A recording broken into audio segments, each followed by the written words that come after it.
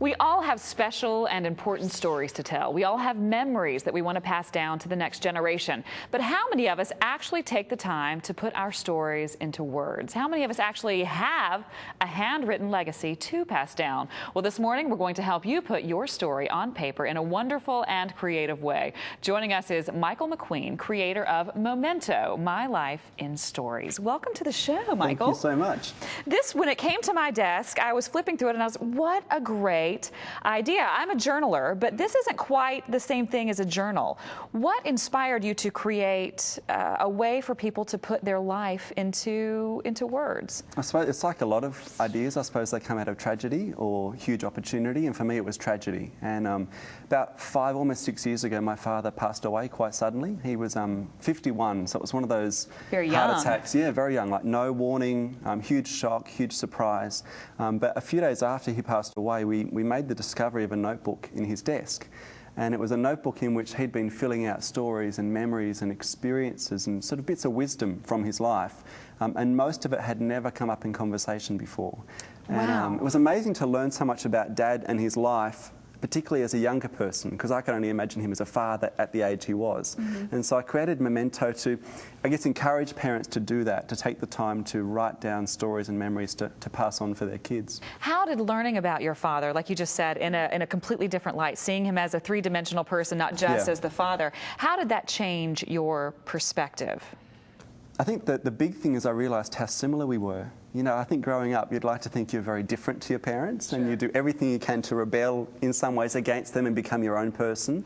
And I was 22 when he passed away, so I was sort of at the age where I could start to embrace the fact that we might actually be a bit similar. And it was amazing learning about his interests and personality in teenage years. Mm-hmm. And that was really special, and that was stuff that I wouldn't have learned otherwise. Did that have an impact on how you organized this book? The great thing that I want viewers, to know about this is that it's not just blank pages for you to write on. You actually ask a series of thoughtful questions that force you to be introspective and force you to look at events in your life that you may not otherwise. From your father's notebook that you found, did it inspire the way that you set this up? Absolutely. So what I wanted to do was set out questions that would prompt parents to reflect on their life, but not just the really flippant or the really serious, but the whole range. So in the book there's 130 questions that deal with topics from, what was your first kiss like, right through to more profound questions like, what's your greatest regret? Or what makes a good friend, or who are your 5 closest friends and why?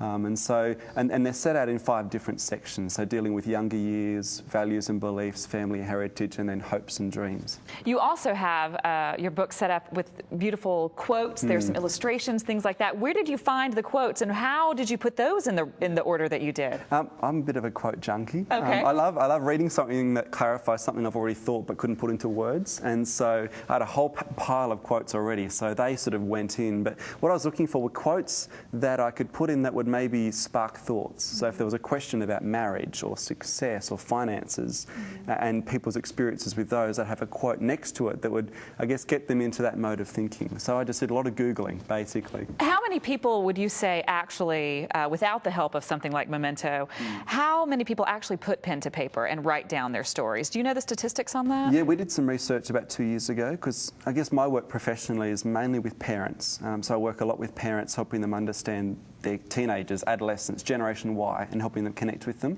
And so when I'd run seminars with parents, I'd ask them, how many of you have actually written your stories down to pass on to your own kids? And this was over the space of about 12 months, probably maybe 10,000, 20,000 parents, and we found only 4%. Only 4? Only 4.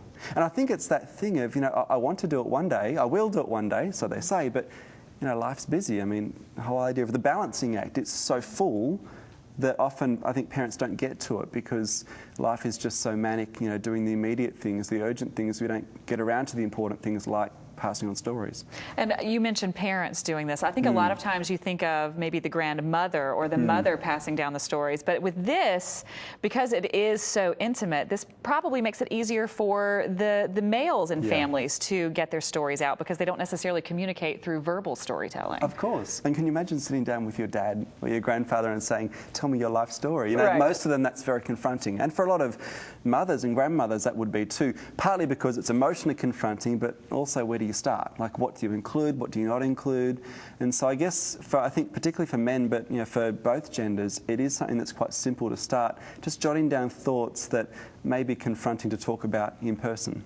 Well, you've done a beautiful job of setting this up and making it an easy thing for people to do, and a great idea, as a gift to a family member. Thank you so much for joining us this morning and telling us a little more about it. My pleasure. Thank you. It's been great having you as a guest. Now, if you would like to find out more about Michael, or if you would like your own copy of Memento, My Life in Stories, so that you can leave your legacy for generations to come, just go to mementobook.com.